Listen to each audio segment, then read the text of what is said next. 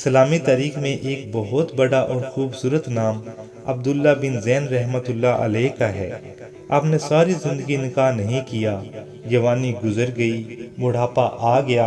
ایک دن بیٹھے حدیث پڑھ رہے تھے تو اس میں نبی اکرم صلی اللہ علیہ وسلم کا فرمان پڑھا، جس کا مفہوم تھا کہ جنت میں کوئی اکیلا نہیں ہوگا جو نکاح کی عمر میں نہیں پہنچا یا پہنچا تو کسی وجہ سے نہیں ہوا اور وہ مسلمان ہی مرا تو اللہ مسلمان مردوں اور عورتوں کا جنت میں آپس میں نکاح کر دے گا۔ جب یہ حدیث پاک پڑھی تو دل میں خیال آیا کہ یہاں تو نکاح نہیں کیا، جنت میں تو ہونا ہی ہونا ہے، تو جنت میں میری بیوی کون ہوگی؟ دعا کی کہ یا اللہ مجھے دکھا تو صحیح کہ جنت میں میری بیوی کون ہوگی۔ پہلی رات دعا قبول نہیں ہوئی، دوسری رات بھی دعا قبول نہیں ہوئی، تیسری رات دعا قبول ہو گئی۔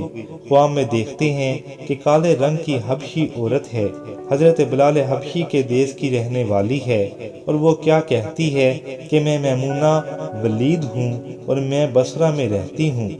پتہ مل گیا، آنکھ کھلی تو تہجد کا وقت تھا، نوافل ادا کیے، فجر کی باجماعت نماز ادا کی، سواری تیار کی اور حضرت عبداللہ بن زید بصرہ کی طرف روانہ ہو گئے۔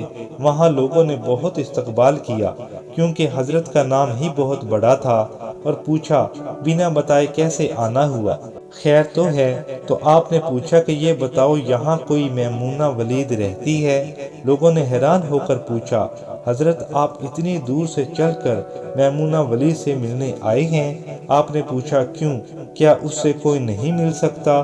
تو لوگوں نے کہا حضرت ایسی بات نہیں، بلکہ بات یہ ہے کہ وہ تو دیوانی ہے، لوگ اسے پتھر مارتے ہیں۔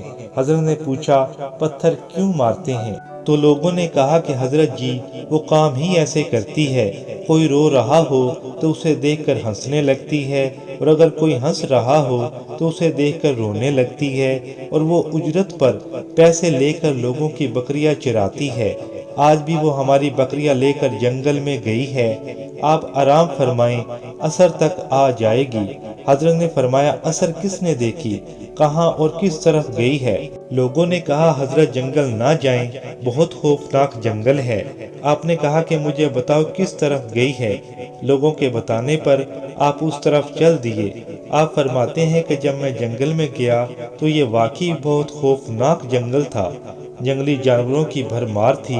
آپ فرمانے لگے قربان جاؤں اس عورت کی بہادری پر، اکیلے کیسے بکریاں چرا رہی ہے اور کوئی ڈر خوف نہیں۔ خیر آپ اس جگہ پہنچ گئے جہاں لوگوں نے بتایا تھا۔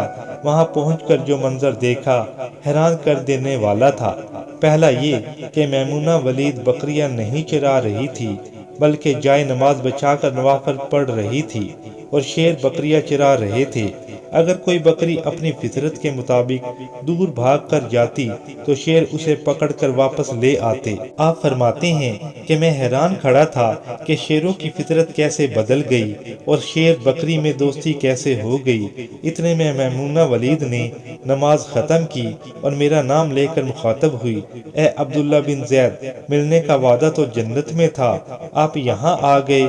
آپ فرماتے ہیں کہ میں حیران رہ گیا کہ میری تو میمونہ سے پہلی ملاقات ہے، پھر یہ سب اور میرا نام وہ کیسے جانتی ہے؟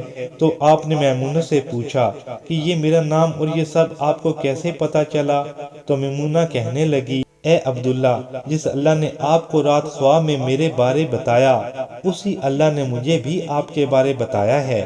پھر آپ نے پوچھا کہ اچھا یہ بتاؤ کہ شیروں کی یہ فطرت کیسے بدل گئی؟ شیر بکری سے دوستی کرے گا تو کھائے گا کیا؟ تو میمونہ ولید کہنے لگی کہ جب سے میں نے اللہ سے دوستی کر لی تب سے شیروں نے بھی بکریوں سے دوستی کر لی۔ بے شک جب اللہ سے یاری ہو جائے تو وہ تمام مخلوق کو آپ کے تابع کر دیتا ہے۔